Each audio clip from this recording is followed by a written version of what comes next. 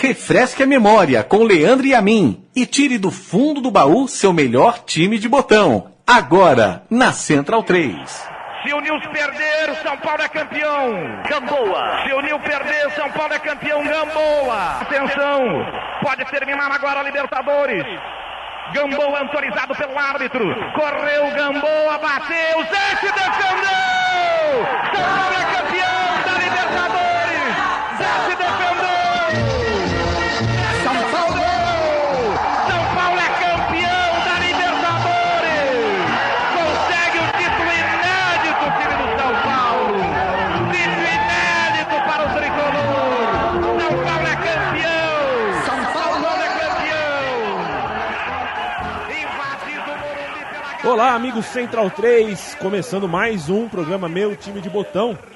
Eu sou Leandro e a mim, e eu tenho do outro lado da linha um ex-goleiro que, olha, quando eu disse que faria essa entrevista, o que choveu de São Paulino, que veio de gente falar pra mim, amigos meus, falando, consegue um autógrafo dele? Eu falei, ele vai estar por telefone, não vai ter como. Mas diz pra ele pelo menos que eu gostava muito dele, que eu cheguei aí ver jogo do Paulista de Jundiaí, só pra gritar o nome dele. É um cara que realmente conseguiu ser um ídolo imenso de um time que hoje tem um Rogério Ceni, que é uma bandeira do clube, mas mesmo assim não sei se ele é tão querido como é Zete, que está do outro lado da linha para falar comigo. Tudo bem, Zete? Tudo bem, Leandro, tudo jóia. Zete, que nasceu em 10 de janeiro de 65, na simpática cidade de Porto Feliz, interior de São Paulo, onde hoje vive o time do Desportivo Brasil, e começou a carreira no Capivariano, mas eu acho que as pessoas acabaram ficando te conhecendo, né, Zete? Só muito depois, quando você começou a arrebentar no Palmeiras, e até quebrou recorde de tempo sem tomar gol e tudo mais, mas pouca gente sabe que quando você entrou naquele gol, debaixo da trave do Palmeiras, já tinha rolado muitos e muitos anos, você já tinha passado por uma porção de clubes diferentes. Conta um pouco como é que foi esse momento que ninguém sabe, ninguém ficou sabendo, desde Guarani até o futebol paranaense, enfim. É verdade, Leandro. Eu, comecei muito cedo, né? Eu comecei com 14 anos no Guarani, em Campinas, fui estudar em Campinas, fiquei 3 anos, acabei sendo mandado embora do Guarani, né? Fui dispensado, né, na época. Quando eu tive a oportunidade de Palmeiras, eu sempre falo, eu gosto de contar muito essa história do meu destino, né, no Palmeiras, por que deu certo. Imagina em 83, sem celular, sem internet, né, o telefone era muito difícil você ter contato com alguém, né, e quando eu fui mandado embora do Guarani, o meu técnico também saiu, né, na época, que era o Cidinho. E vindo para São Paulo para fazer um teste, uma peneira que um amigo acabou conseguindo no Palmeiras, e ele me trouxe, né, de carro. Quando estava chegando em São Paulo, próximo ali da Marginal Tietê, ali da ponte da Avenida Antártica, eu reconheci uma pessoa parada no ponto de ônibus, né, esperando um táxi ali, parado. Eu passei com esse motorista, eu falei, eu conheço aquele cara lá, né, tal, foi meu técnico no Guarani, para lá, né. Aí parou, tal, conversando com ele, o Cidinho falou, eu tô indo pro Palmeiras. Eu falei, mas eu vou fazer teste no Palmeiras. Ele falou, não, eu sou técnico do Palmeiras hoje, do Júnior, né. Então foi a coincidência, né, da minha vida, quer dizer, o técnico que estava no Guarani tinha sido mandado embora, eu também saí do Guarani, acabei encontrando com ele por acaso, né, imagina a dificuldade que era naquela oportunidade, e aí ele acabou me deixando treinar no Palmeiras durante lá uns 3 meses, que ele já me conhecia, e na sequência me emprestou para o Toledo, do estado do Paraná, no profissional. Lá eu fui considerado o melhor goleiro do estado do Paraná, o goleiro mais jovem a jogar um campeonato paranaense, ganhei a Corujinha de Ouro, né, e acabei na sequência sendo campeão brasileiro de júnior pelo estado do Paraná. E quando eu voltei para o Palmeiras, depois de 6 meses, no final do ano, eu já voltei na reserva do Leão, em 84, né, quando o Leão veio jogar no Palmeiras. Então foi uma coisa assim rápida, né. E aí na sequência o Leão saiu, acabou encerrando a carreira, o Martorelli era o goleiro, o Martorelli acabou sendo expulso, eu entrei no lugar dele e fiquei 13 jogos sem sofrer gols, e foram um recorde do Campeonato Paulista, né, 13 partidas seguidas, e ali começou toda a minha história. Eu falo que o Palmeiras foi meu alicerce, né, eu me fortaleci muito profissionalmente, para depois ir para o São Paulo, e o São Paulo ganhar todos os títulos, né. Quando eu cheguei no São Paulo já estava experiente, né. Foram 1.238 minutos sem sofrer gol com a camisa do Palmeiras.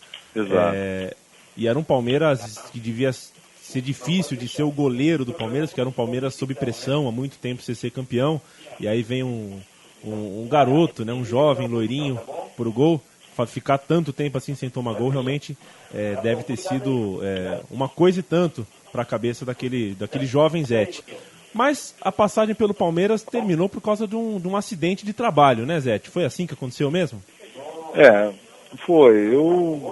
Várias coisas também aconteceram naquele período, né? Eu tive um jogo contra o Flamengo no Maracanã, num jogo que nós estávamos vencendo de 1-0, no finalzinho da partida eu acabei me chocando com o Bebeto, sofri uma fratura na tíbia, e fui afastado, né, do futebol durante 6, 7 meses, até me recuperar.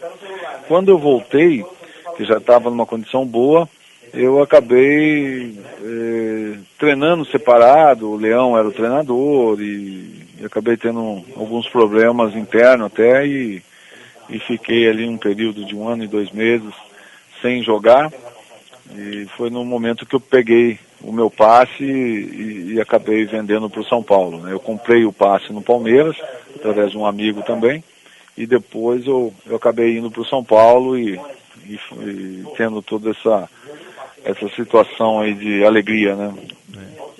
Antes de você chegar no São Paulo, Zé, você me corrige se eu estiver errado, mas você passou algum tempo com um amigo, eu não tenho certeza o nome dele, mas acredito que era Donato, é isso? Isso, o Donato. Perfeito. E foi uma época onde você passou algumas semanas ou alguns meses, não sei ao certo, numa incerteza, né? Você até tentou alguma coisa no futebol do exterior. Eu quero saber, você vai me corrigir se eu estiver errado, se esse foi um momento de maior angústia que você teve na carreira, ou se você sempre esteve seguro que ia acabar vestindo de novo uma camisa gigante como era do São Paulo. Eu sempre fui seguro disso, viu, Leandro? Eu confesso que eu dei um passo para trás, né? Eu voltei novamente a uma situação de aceitar o que foi imposto, né? Justamente para ganhar lá na frente, né?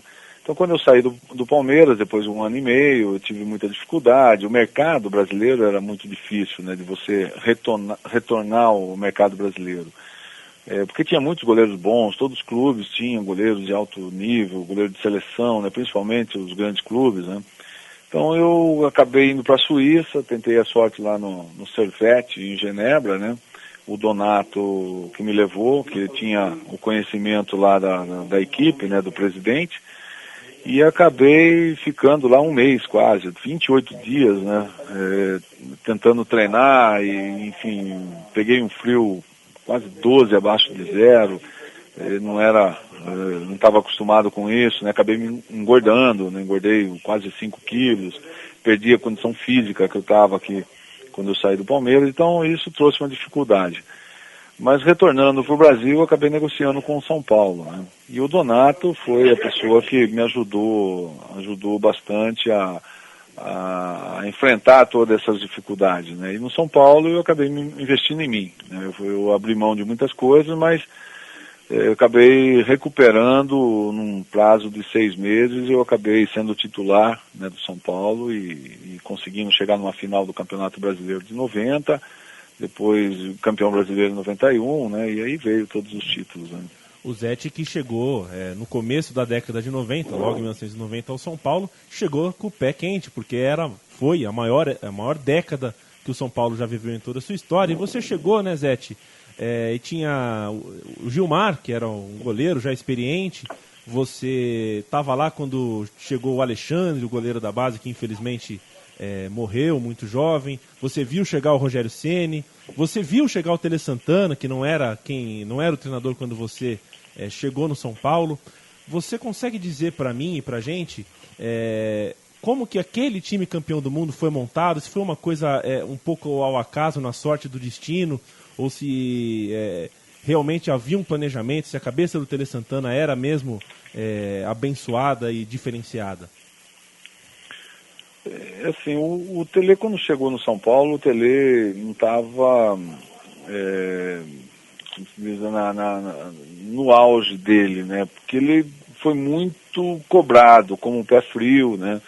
Nesse momento que ele chegou em 90. Aí nós perdemos o título do brasileiro, então ficou essa cobrança grande, né? O que o São Paulo vai fazer em relação ao técnico, né? Só que a decisão do presidente de continuar, né, do trabalho com o Tele, e o São Paulo já vinha numa reformulação, né, já vinha mudando um pouco o elenco, saindo alguns jogadores, né, e o Tele começou a trazer algumas peças. Então, para montar o time de 91, já tinha essa base, né, com alguns jogadores já consagrados, né, o Raí era um jogador que estava se afirmando, mas já era um grande ídolo, né.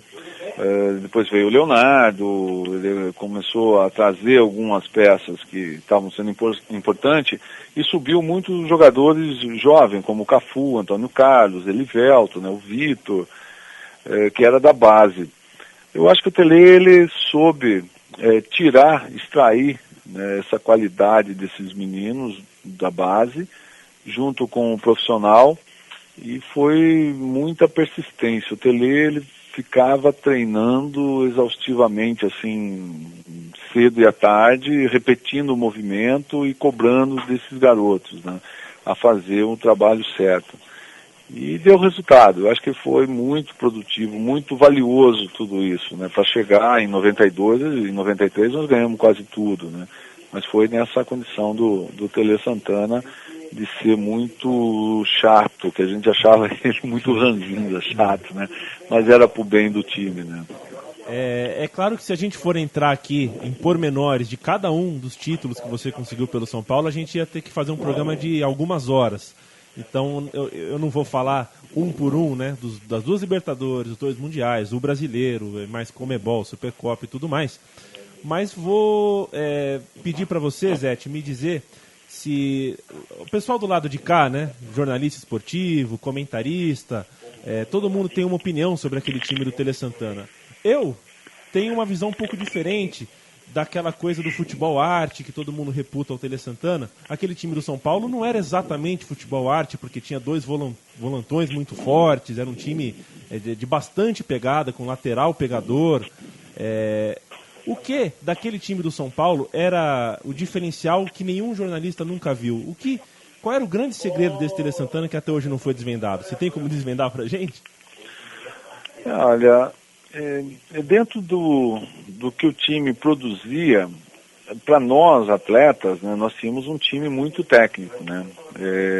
Eu tinha dentro do time o Pintado e o Dinho, que eram talvez um jogador que não era considerado técnico, né, habilidoso, mas superavam dentro da equipe como a motivação, né? Eles motivavam o tempo todo o time, né? Então eles gritavam muito com a defesa, gritavam muito com o ataque, com o meio de campo, né?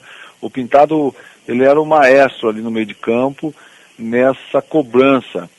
Só que a amizade que esse grupo, né, sempre teve dentro e fora de campo e a cumplicidade, né, de falar a verdade, sabe, de se doar para o companheiro, isso o Tele conseguiu mostrar para o time como ser solidário, né, e não precisa ser um super time. Você, quando tem o conjunto, tem qualidade, né, na equipe, organização, você nunca pode perder uma organização quando se trabalha em conjunto, né? Então São Paulo era muito organizado dentro de campo, taticamente, né, fisicamente, na parte técnica também, isso ajudava. Então eu acho que essa organização tática era o diferencial do time, né? Todo mundo achava que o Barcelona era o melhor time do mundo, né? E de repente nós não tínhamos essa expressão toda e conseguimos, né, vencer e mudar toda a história, né? mas por essa solidariedade dos companheiros, viu? O Gamboa bate o pênalti pelo Newell's Old Boys em 1992, você vai certinho na bola e dá a Taça Libertadores para o São Paulo. Você consegue puxar na memória, Zete, os momentos posteriores àquela defesa, aquela invasão de campo, tudo que significou aquilo, e contar pra gente como é que foi a noite que você teve, se é que você dormiu, se é que teve noite e dia e mais outra noite sem dormir, como é que foi? Eu não recordo exatamente, né? Mas eu treinei muito durante a semana com o Valdir Joaquim de Moraes a cobrança de pênalti que poderia acontecer nisso, né? Só que é totalmente diferente a maneira de você treinar com os companheiros e pegar um adversário, principalmente argentino, que bate muito forte, tudo, né? O Valdir Joaquim de Moraes era o braço direito do Tele Santana e ele fez um trabalho muito bom, que foi acompanhar os possíveis adversários do São Paulo, né, em outras chaves, né? E ele fez isso, anotou e, por coincidência, o Newell's Old Boys passou 2 fases nos pênaltis antes de enfrentar o São Paulo. E as cobranças eram muito parecidas, os mesmos batedores. E o Valdir anotou tudo isso, tinha todas as características, um relatório, passou para o Alexandre, né, que era o goleiro, reserva, e no Morumbi, quando aconteceu a situação de ir para os pênaltis, eu não tinha como ficar lendo, né, o papel.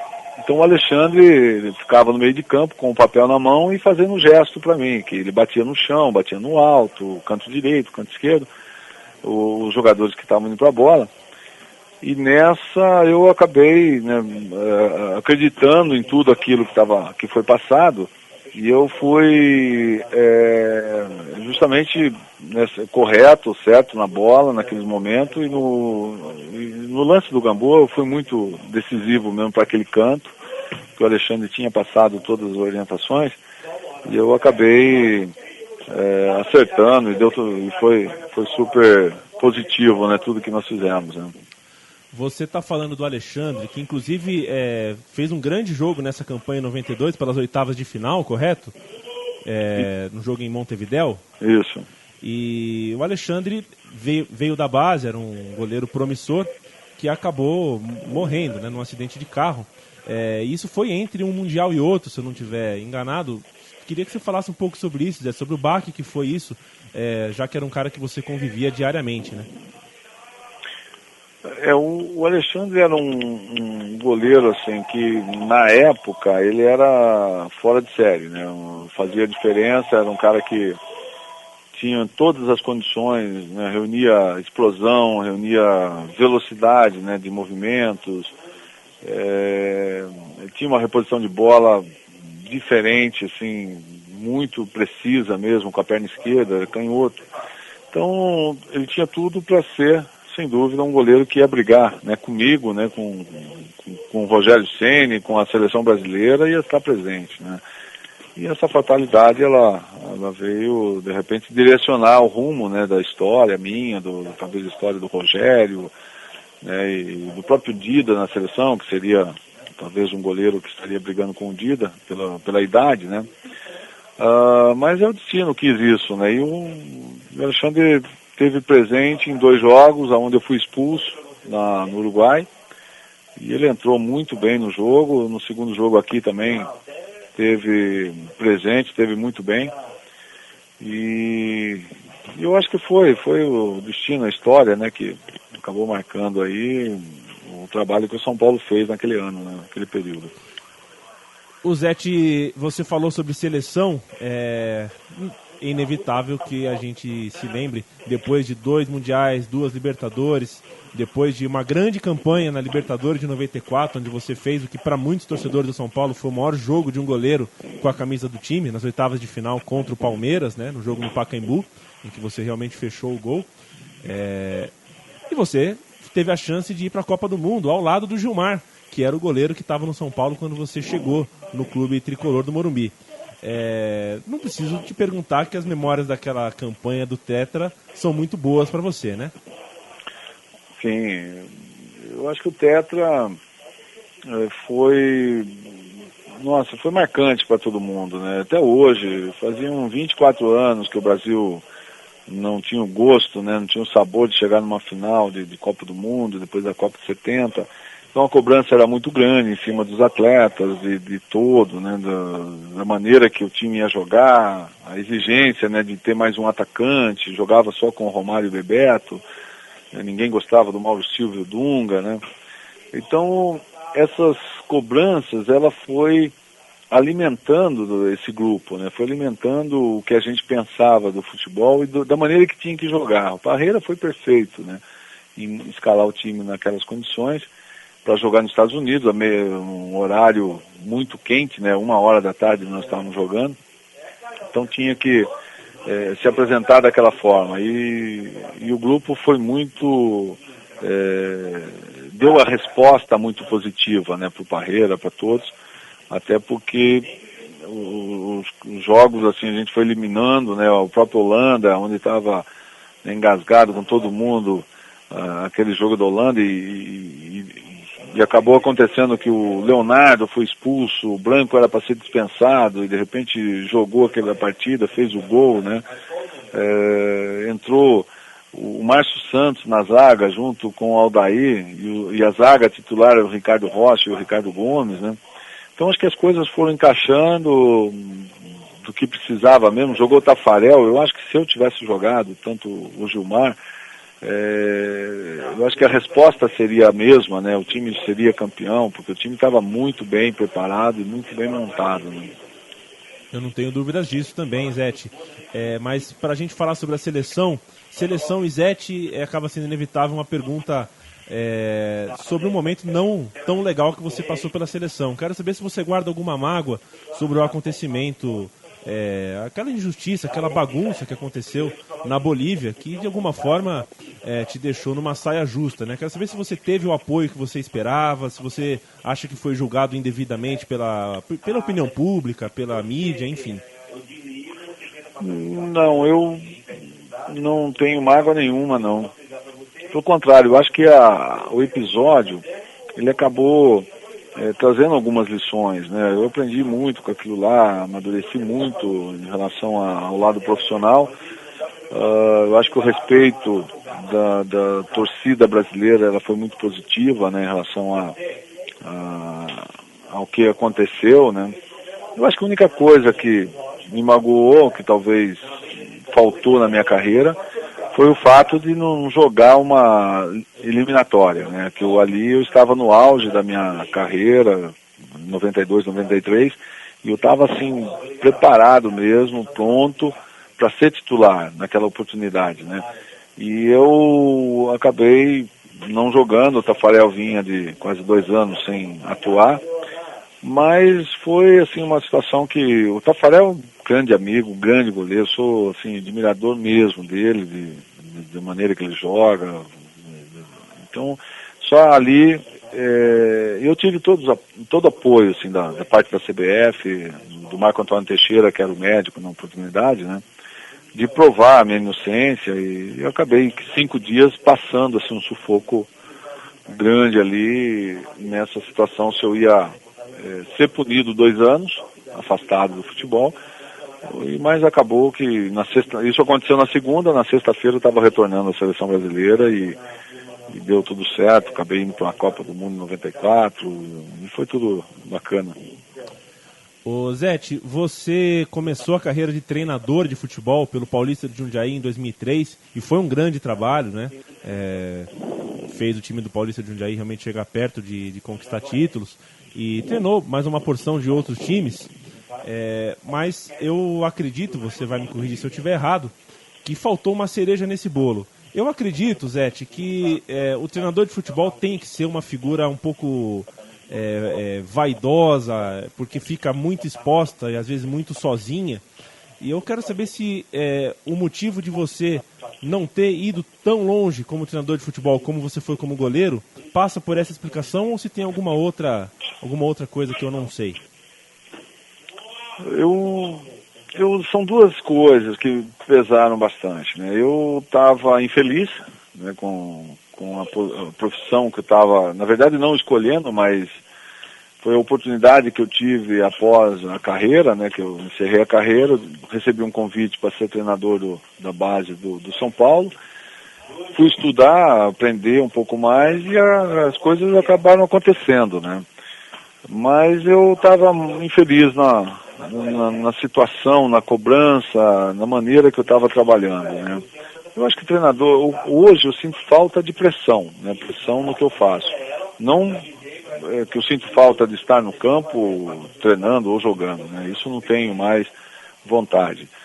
Mas eu convivi muito com isso, né? Então, para mim era fácil, né, essa pressão.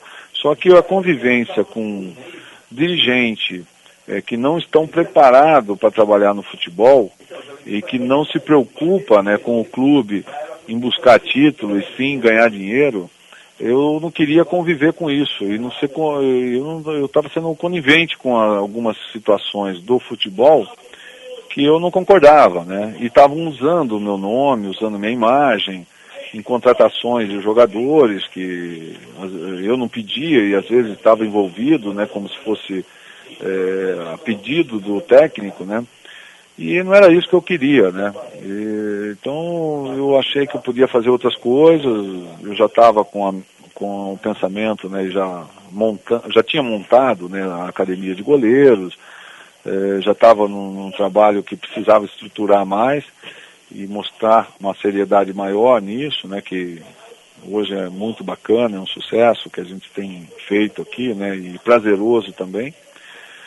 Então acho que todo esse aspecto acabou me levando a tomar a decisão de parar, porque eu tive uma ascensão muito grande, né, em 4 anos eu fui vice-campeão paulista, subi o Fortaleza para a primeira divisão, no ano seguinte fui vice-campeão paranaense, fui para Libertadores, levei o Paraná até oitavas de final, fui vice-campeão gaúcho, então teve uma condição boa, só que todo esse período eu não tive uma chance na Série A, né? Foram muito poucas, né? E eu comecei ficando para trás, por outros motivos, né? Por bater de frente com os dirigentes, com o pensamento deles, tudo. Então acho que essa foi a situação que me levou a tomar a decisão de fazer outras coisas. Certamente, porque a sala de um técnico de futebol fica muito mais perto da sala da diretoria do que o vestiário de um jogador. E a sala da diretoria de futebol muitas vezes desaponta quem tem um coração futebolista, como eu acredito que é o seu, Zé. E realmente o meio do futebol acaba nos decepcionando muitas vezes. Agora, sobre a sua academia, Zete, eu tenho 29 anos, cerca de 95 quilos, 1,88 m. Dá para eu aparecer na academia e ser um bom goleiro ainda? Dá, com certeza. Como que eu posso dizer? O legado nosso aqui é o bem-estar, né? Então, eu não vendo a imagem aqui que a gente forma goleiro e põe em clube, né? Então, a ideia... hoje eu tenho 350 alunos, mais ou menos, né, entre esse número, de 8 anos até 71 anos, né? E 90% dos profissionais ou dos amadores que trabalham aqui comigo, eles querem fazer bonito aonde estão, né? Quer dizer, ou se jogam na várzea, eles querem ser o melhor goleiro da várzea, né? Se jogam society, da mesma forma. Eu ensino a técnica para cair, a técnica para pegar a bola, para evitar contusões, né? Então eu acho que você encaixa no perfil, Leandro, tranquilo. O mais importante é o bem-estar, é estar, sabe, feliz com o preparo físico, a condição. Então a ideia é exatamente isso. Eu não me preocupo aqui em trabalhar com alta performance, né, e querer empresariar. Isso aí não é o trabalho que está sendo feito hoje na academia de goleiro, né? Perfeito. Então, claro que eu ocultei de você a minha imensa miopia, que certamente me prejudicaria, mas é o gancho para que você passe aqui para o nosso ouvinte. Qual é o endereço? Fica perto do Banespa, né, no Clube Banespa. Qual é o site para quem tiver interesse em participar ou pelo menos conhecer a sua academia de goleiros? Eu estou aqui em Santo Amaro, né, entre a Avenida Vereador José Diniz e Santo Amaro, que é a Rua São Sebastião 270. né? O telefone daqui, não sei se pode passar, né? Por favor, pode falar. É 2533-3750, né? 2533-3750. Nós estamos dentro do Clube Banespa, mas não precisa ser sócio do clube para entrar, porque é um terreno à parte, né? Está localizado, nós temos estacionamento próprio aqui, que é do Banespa, que a gente usa, tem uma parceria. E é muito legal, é um ambiente gostoso, quem gosta da posição vale a pena curtir, né, uma aula. A gente trabalha de segunda a sábado, das 7h30 da manhã vai até 9 horas da noite, então o horário ele é flexível para todo mundo aí, quem não pode fazer de dia, pode fazer à noite, pode fazer de sábado. E é bacana porque é um bem-estar, né? É uma qualidade de vida que a gente proporciona num treinamento de goleiro específico, que pode usar, né, tanto jogando futebol como também mais por um prazer, né? Sem dúvida, fazer o que gosta realmente não tem preço, e eu acredito que deve ser muito gostoso receber as palavras de carinho que você com certeza recebe, que eu te passo aqui, como te passei no começo do programa, uma porção de pessoas que souberam que eu ia falar com você e quiseram que eu fosse o interlocutor dos elogios e das saudades que eles têm como torcedores de quem foi o Zete debaixo das traves. E eu acho que é isso que dá imortalidade para o jogador de futebol. O Zete do Palmeiras, o Zete do São Paulo, o Zete do Santos, que foi campeão no Santos, né, Rio São Paulo, Conmebol, e que também jogou por Fluminense, União Barbarense, até encerrar a carreira no Sport Recife. Zete, muito obrigado pelo legado que você deixou para o futebol e obrigado pelo tempo que você nos deu aqui para contar um pouquinho sobre a sua carreira e as suas memórias, viu? Ô, Leandro, eu que agradeço a oportunidade, né, de poder falar um pouquinho da minha vida e de tudo, do futebol. E é sempre bom, né, a gente está contando, né, as histórias, porque a gente vive disso, né, eu acho que o futebol proporciona isso, a história, né, um pouquinho do passado e das conquistas, né, que a gente consegue durante a carreira. E hoje, trabalhando com futebol também, eu faço rádio, né, eu trabalho na Rádio Estadão, sou comentarista lá em todas as quartas de domingo, estou fazendo os jogos lá. E é muito gostoso, é gostoso estar feliz, eu acho que isso que é mais importante, a gente está de bem com a vida, né? Com certeza, e a gente está ouvindo ao fundo algum treinador de goleiro treinando algum aluno, é isso, né? Exato, estamos aqui na academia aqui não para. Quem quiser assistir, chegar aqui e ver um treinamento de goleiro, nós estamos o dia todo aqui trabalhando com os meninos. E quem quiser fazer, vem, faz uma aula teste, uma aula mais de avaliação, tranquila, não tem custo nenhum, não paga nada, para ver se gosta mesmo, se a gente descobriu o nível que está dentro da posição de goleiro. Mas saibam que eles vão pegar leve, porque treinamento de goleiro é muito pesado e na primeira aula, para não assustar, eu tenho certeza que vocês pegam leve. Não, a gente na primeira aula é bem educativo, é tranquilo. Boa, a segunda o bicho pega. O programa Meu Time de Botão volta daqui a 2 semanas. Falamos hoje com esse grande cara e grande goleiro que é o Zete. Muito obrigado, viu, Zete? E até uma próxima. Não, valeu, eu que agradeço a oportunidade, um grande abraço a você também. O programa estará disponível em podcast sempre que você quiser ouvir, dentro de central3.com.br, e eu estarei aqui na próxima, e na próxima, e na próxima, e sempre. Um grande abraço, tchau, tchau.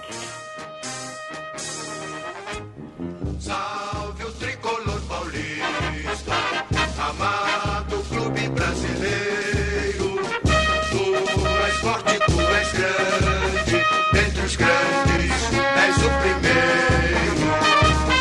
Tu és forte, tu és grande, dentre os grandes és o primeiro.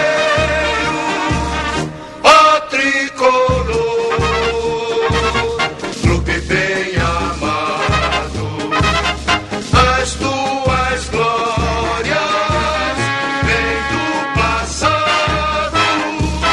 Ó tricolor, clube bem amado, as tuas glórias vêm do passado. São teus guias brasileiros que te amam eternamente.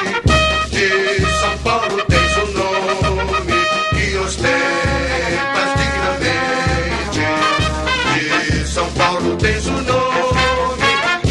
você.